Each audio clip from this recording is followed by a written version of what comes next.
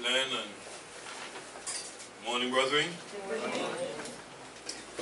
Welcome to those who are online.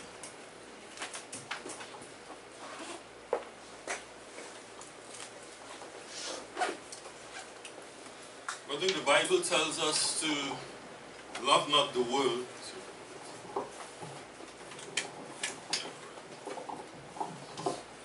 It says, love not the world, neither the things that are in the world.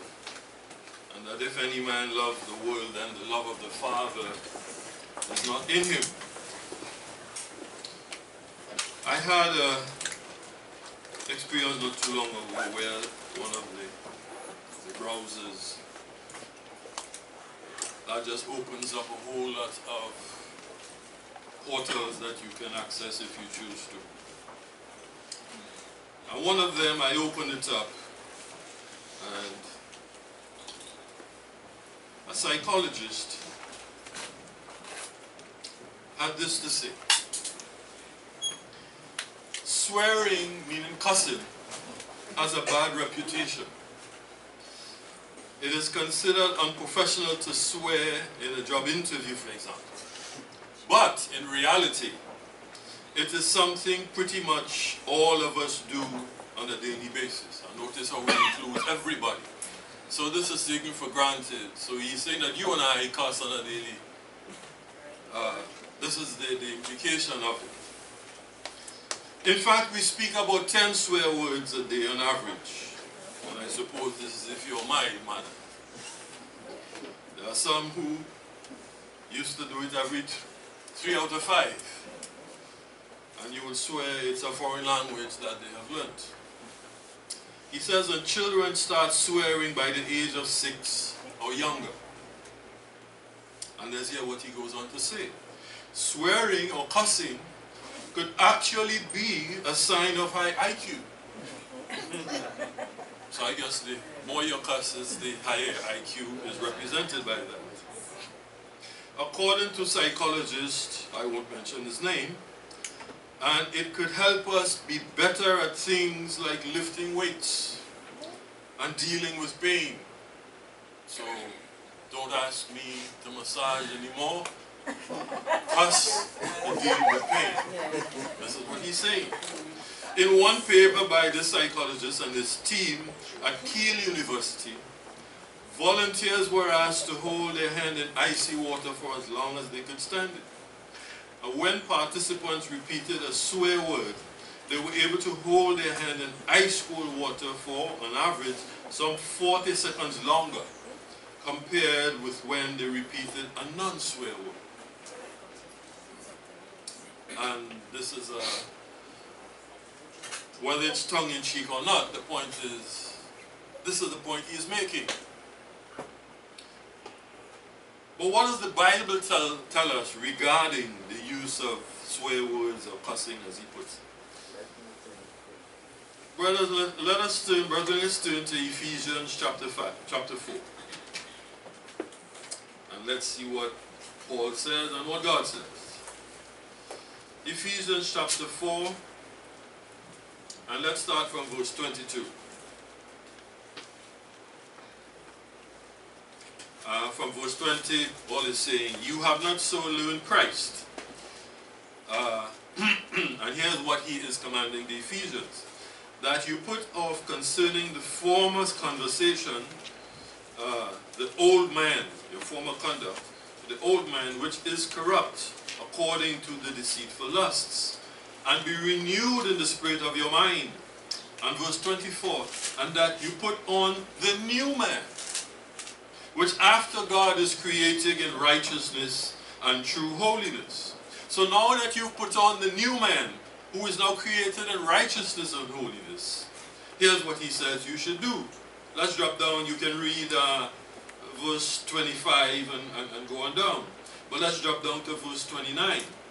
It says, let no corrupt communication proceed out of your mouth, but that which is good, to the use of edifying, that it may minister grace unto the hearers. And here's how the new Authorized Standard Bible says this. Let no NASB, what is the new New American Standard Bible. Let no unwholesome word proceed from your mouth, but only such a word as is good for edification, according to the need of the moment, so that it will give grace to those who hear.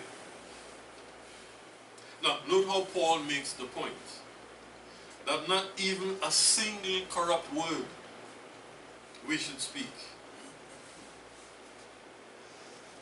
You know, let no unwholesome word, not one. Why? Because it says that which comes out of a man defiles the man. So if you use cuss words, etc., you're defiling yourself. And the point that he's making here, that might have been okay with the old man. But the new man, created after God, is created in righteousness and true holiness. And God does not cuss, brethren. So why defile yourselves, as this man is saying? It does not help. Well, I don't know. There is no test that it helps your IQ, but there's no IQ greater than God's, and God doesn't cuss. So how would cussing help our IQ? But you see the incentive and the motivation to be like the world. Now the word, it says, it is good for edification.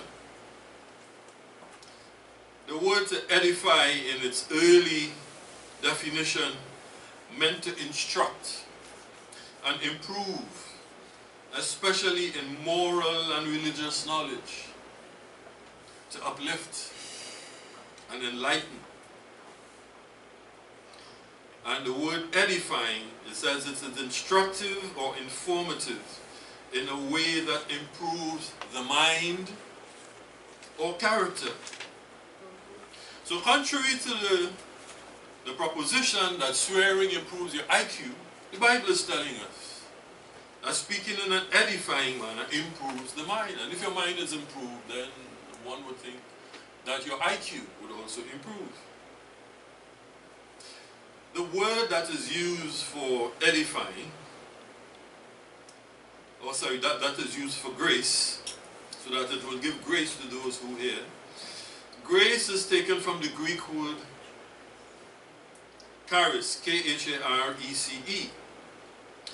And it has a root meaning that means cheerful. And the meaning of that word, it says the divine influence. Note, divine influence upon the heart and its reflection in the life. See how much edifying, and as Paul says, not letting corrupt communication is linked towards the divine influence.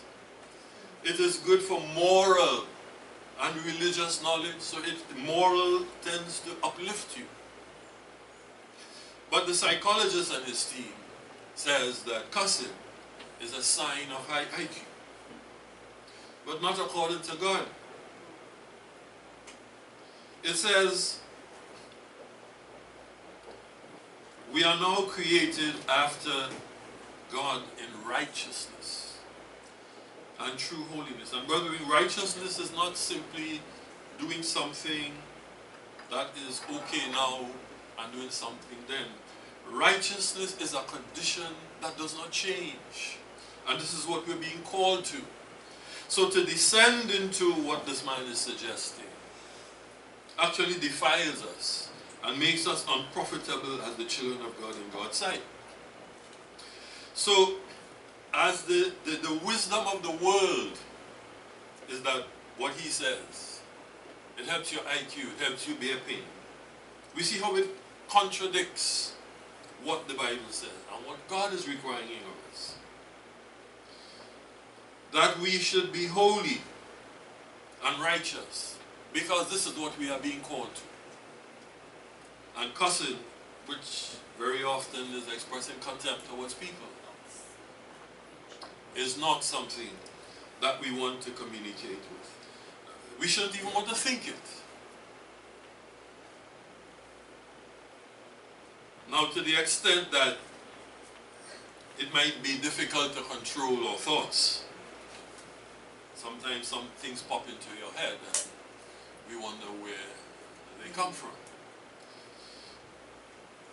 But the instruction to let no corrupt communication proceed out of your mouth shows that we have to guard. It says the tongue can no man tame, but we have to guard, be careful of what we say. So the implication here is that we can control what we say. Otherwise, why tell us not to do it? But we have a choice. Either to use corrupt communication, or as he says, to use that which is good, to the use of edifying, that it may minister grace unto the hearers. So if you arrive at a situation where you're faced now with cussing a person, it says, do the opposite. Bless him. Say something good. Amen. Say something edifying. Wish him a nice day, if that is about all you can say. You know, or simply as we used to say, God bless you. If that is all we can say, say, God bless you. There is nothing wrong with that. So that we have a way to counter, even if we may not be able to go beyond, we're upset with whatever. Rather than let the corrupt communication emerge, let's do something edifying. At least say, God bless you, or I will pray for you, or say something positive. But brothers, let us not allow ourselves to be seduced by what clearly is not of God. And we know where the source of this kind of thing comes from. When this language is used, it creates more animosity. It says, you know, harsh words stir up wrath. And cussing is one of the harshest forms of expression. But a soft word makes persons amenable to yourself. So, brethren, let us continue to keep ourselves unspotted from the world and to do what the Bible says, to pursue holiness and true righteousness.